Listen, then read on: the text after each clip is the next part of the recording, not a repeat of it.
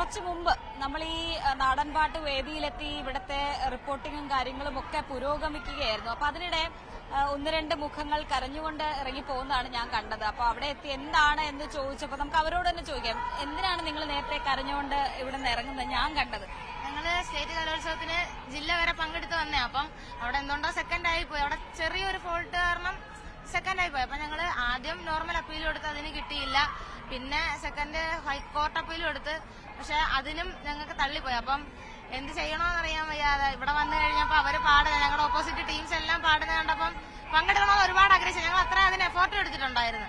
അപ്പൊ അതൊന്നും നടക്കാതെ വന്നു കഴിഞ്ഞപ്പം ശരിക്കും ഒരുപാട് വിഷമം വന്നു. കോർട്ട് അപ്പീൽ പോലും റിജക്ട് ചെയ്യാൻ ഞങ്ങൾ പ്രതീക്ഷിച്ച് ഞങ്ങൾക്ക് കിട്ടുന്നത്. കാരണം 6 മാർക്കേ ഉള്ളായിരുന്നു ഡിഫറൻസ്. ചില ടീമുകൾക്ക് 10 മാർക്ക് ഡിഫറൻസ് ഒക്കെ ഉണ്ടായിട്ട് വന്നെന്നാ ഞങ്ങൾ അറിഞ്ഞത്. അപ്പം ഇത് ഞങ്ങൾക്കൂടെ കിട്ടാതിരുന്നപ്പോഴത്തേക്ക് അത്രയും വിഷമം വന്ന് അതുകൊണ്ട് വിങ്ങി പൊട്ടിപ്പോയി. അപ്പീല് കിട്ടും എന്നുള്ള പ്രതീക്ഷയോടുകൂടി നിങ്ങൾ പ്രാക്ടീസ് ഒക്കെ നടത്തിയിരുന്നു സ്റ്റേറ്റ് കലോത്സവം? ഇതിന്റെ റിസൾട്ട് വരുന്നതിന്റെ അപ്പീല് വരുന്നതിന്റെ അന്ന് വൈകുന്നേരം വരെ രാവിലെ മുതൽ പ്രാക്ടീസ് ചെയ്ത് വന്ന് രാത്രി 10 മണി ആയപ്പോഴാ അറിയുന്ന ഞങ്ങൾക്ക് ഇങ്ങനെ കിട്ടിയില്ല. അത്രയും നന്നായിട്ട് ഞങ്ങൾ ഇത്രയും ക്ലാസ് കുറെ മാസത്തെ ഞങ്ങളുടെ പരിശ്രമമായിരുന്നു. എല്ലാവർക്കും ഇഷ്ടപ്പെട്ട ഒരു മത്സരമായിട്ടാണ് ഞങ്ങളുടെ പാട്ട്. അത്രയും മേളിലും അങ്ങനെ ഒരു ഇത് പെട്ടെന്ന് കിട്ടാതെ വന്നപ്പോഴത്തേക്ക് നമുക്ക് സ്റ്റേറ്റ് കലോത്സവത്തിൽ പാടാൻ പറ്റില്ല. ന്യൂസ് 18 വേണ്ടി ആ പാട്ടൊന്ന് പാടുവോ? പോഷം പാടുന്നല്ലോ.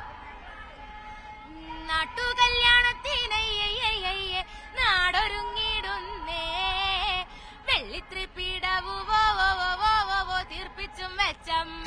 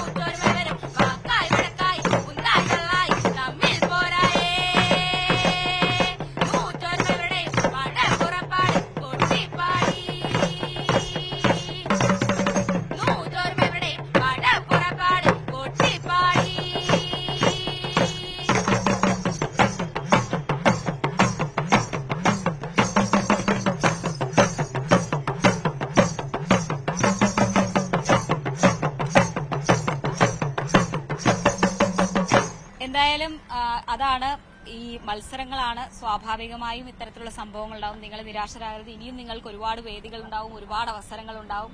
ഇതിലൊന്നും ഇങ്ങനെ കരഞ്ഞു മടങ്ങേണ്ടവരല്ല നിങ്ങൾ. എന്തായാലും എല്ലാവിധ ആശംസകളും നേരുകയാണ്. എന്തായാലും എൽദോ, അതാണ് ഇവിടെ ഈ നാടൻ പാട്ട് വേദിയിൽ നിന്ന് അത്ര സുഖകരമല്ലാത്ത ഒരു റിപ്പോർട്ട് നമുക്ക് പങ്കുവയ്ക്കേണ്ടി വരുന്നത്.